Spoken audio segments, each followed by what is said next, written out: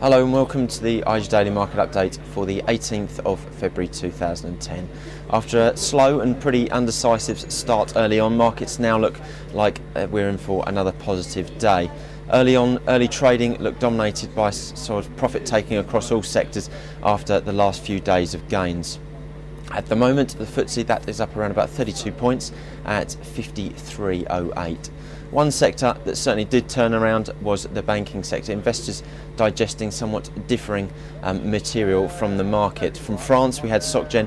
Their results and comments certainly did disappoint investors, whereas back in the UK, Barclays, as ever, not failing to disappoint investors as they're up again.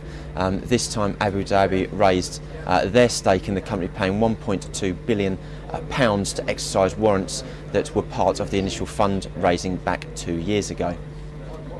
Further positive results, however, for more FTSE 100 companies. Today we've seen BAE. They announced sales up 21% and beating expectations. They predicted growth in 3/4 of their units for the coming year, whilst they also announced that they are to buy back some £500 million worth of shares. So BAE really looking particularly good, one of the FTSE's top risers on the morning so far, whilst B&Q owner Kingfisher, they've not disappointed either. Their profits slightly ahead of expectations, however sales in the third quarter of 2009 I should say, apologies, were hit due to the cold weather.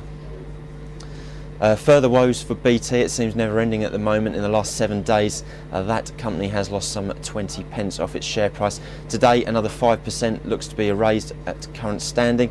And today, we've basically seen S&P, Standard & Poor's, cutting their rating for the telecoms firm down to a BBB-. Miners, they were another one to have a swift turnaround this morning.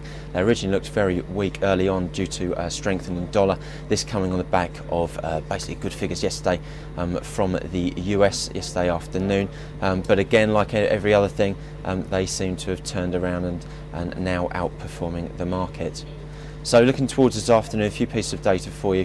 First one really at midday, corporate announcement from Walmart, whilst macroeconomic data will start at the usual 1:30.